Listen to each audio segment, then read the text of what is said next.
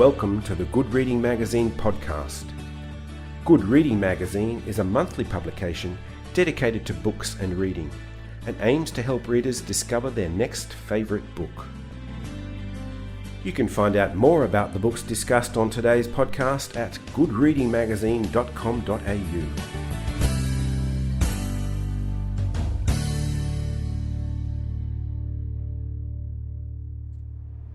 As Chrissy checked her letterbox, she heard a familiar noise. Skinny Cat came running across the tiled floor.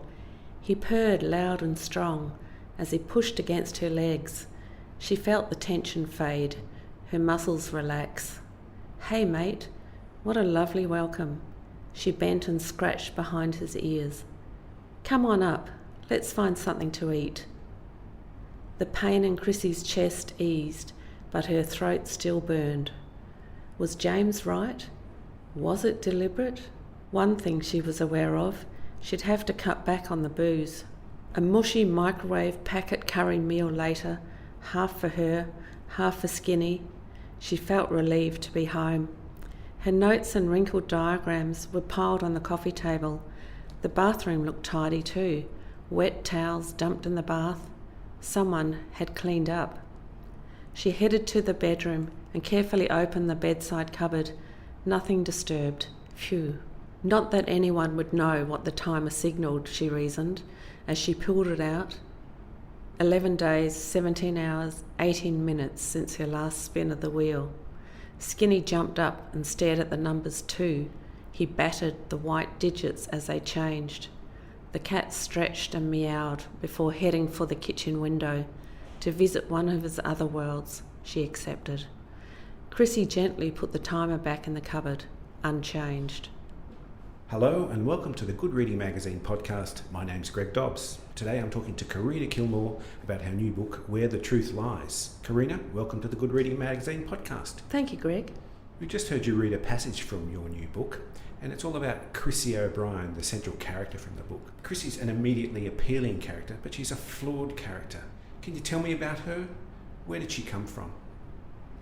Chrissy comes from my career as a journalist. I've worked with lots and lots of other women journalists. She's a big combination of us all. She's a hard worker, she's feisty, she's flawed like everyone. I love a flawed character. I don't think any of us are perfect. She's a real fighter. You know, she sets her target and she goes for it.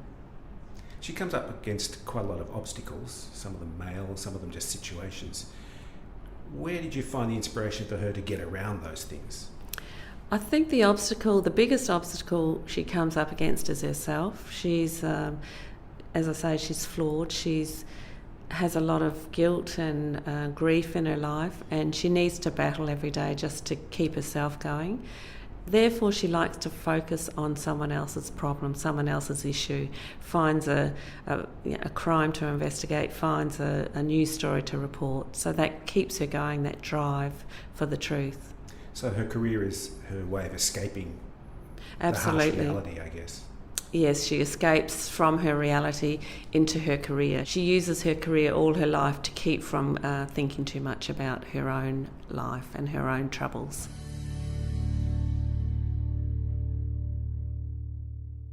The enormous glass dome was mesmerising.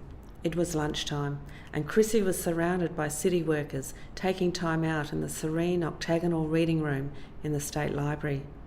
The skylight in the dome lit the bookshelves and balconies with a soft, diffused glow. She could sit there for hours, and often did.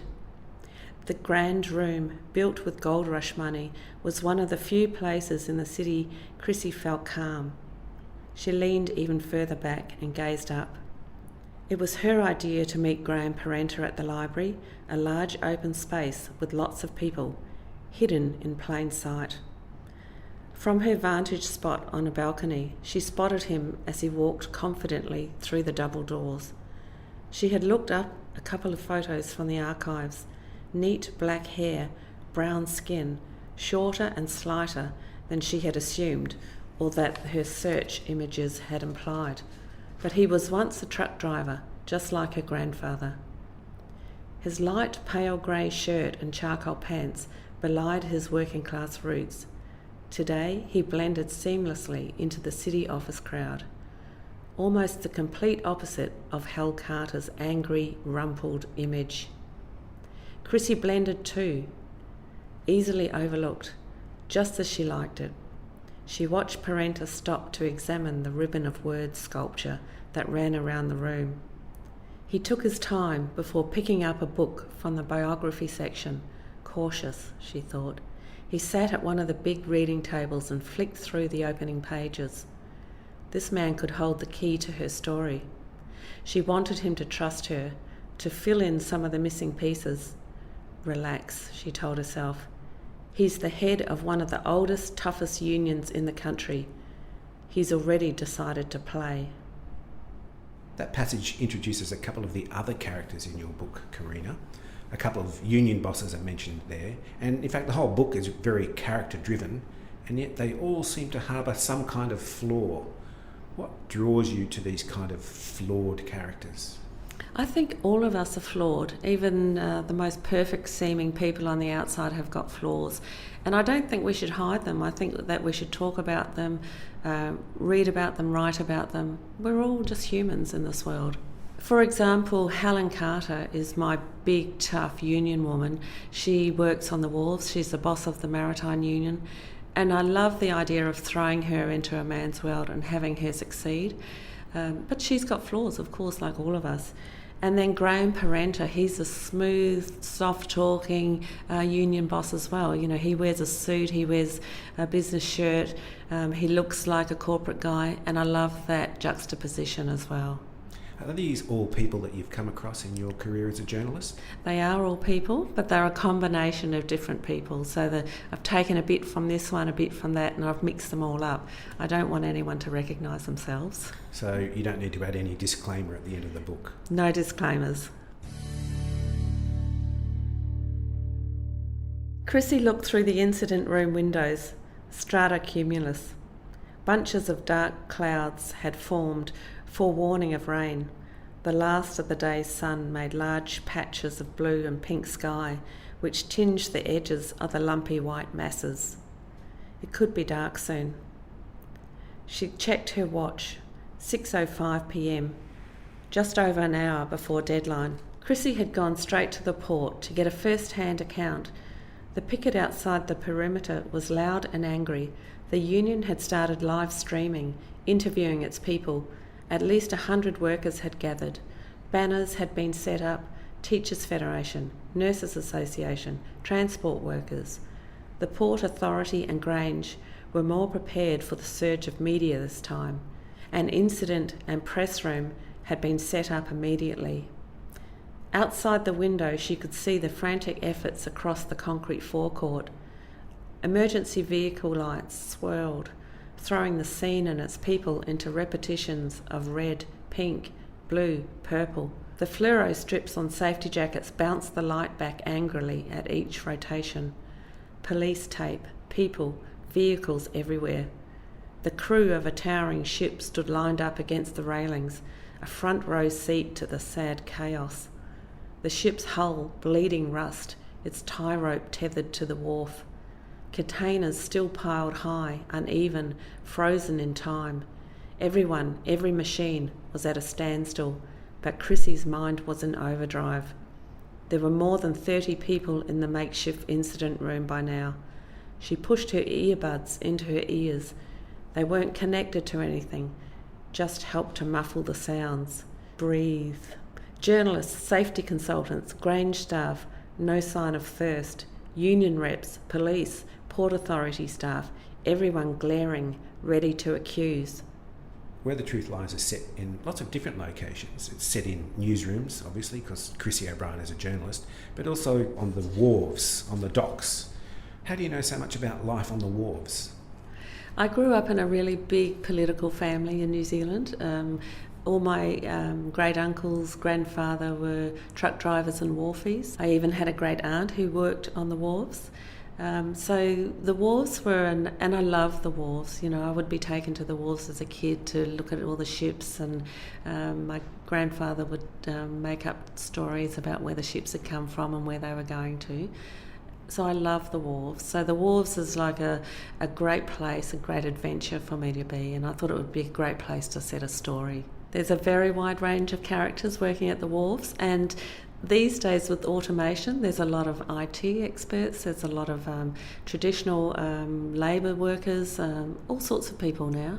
And all these people pop up in your book from time to time in large roles and small. They do, yeah. I like to mix them up. I like to throw the emphasis on one person in one scene and then switch it to another person in another scene to get everyone sort of involved in the story. You seem to have a different take on perpetrators of crime.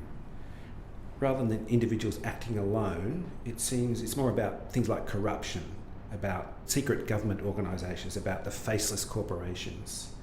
Would it be fair to say that you're more interested in why things happen rather than how? I'm definitely more interested in why things happen. I think if we understand the why, then we may not have the how.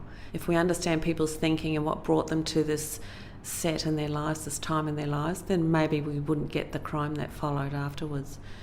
Also, being a finance journalist for, several decades, writing about business and finance, I think I've written multiple crime stories within that big corporate world.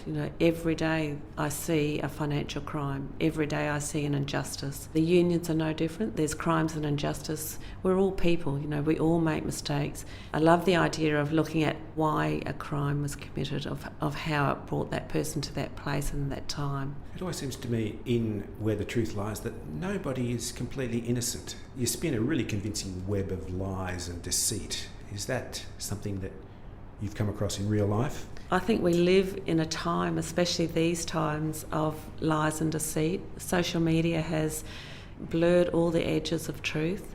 Newspapers blur the edges of truth deliberately. Broadcasters blur, but social media has come along at a time where we can no longer distinguish between what is fact and what is fiction.